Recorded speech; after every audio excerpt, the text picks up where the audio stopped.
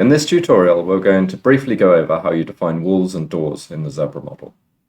Doors in this context only applies to opaque doors. If you have doors with glazing, you should define those in the glazing sheet. This is what the walls and doors sheet looks like in the Zebra model. Basically, what we need to define here is a list of our wall and door elements, and for each element, we're looking to define a U-value and an area. From that, the spreadsheet will calculate the heat loss as the product of the U-value, the area, and the temperature difference. For each element, we can either choose a standard construction, so for instance, plasterboard, 110mm block, mineral wool, and rain screen, and then we can define an insulation thickness.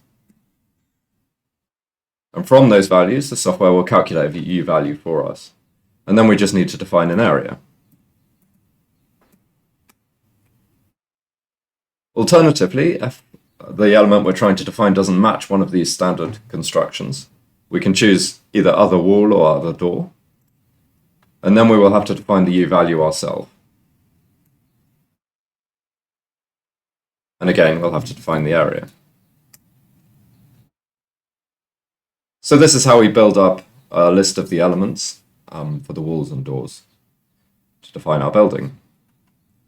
Once we've input some items, you'll see beneath this that we have a summary of the space heating demand, and we have a summary of the space cooling demand. So this is the losses through these elements we've defined. And the first part of the summary is a breakdown by element. So you can see here the blue is element A, which is our plasterboard wall. And the orange is element B, which is this door we've defined.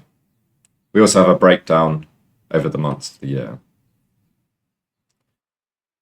So that's actually everything you need to do to define our walls and doors. If we go into a higher complexity level, we won't actually have any additional inputs for this sheet, but we will just see a more detailed breakdown of how these values have been calculated.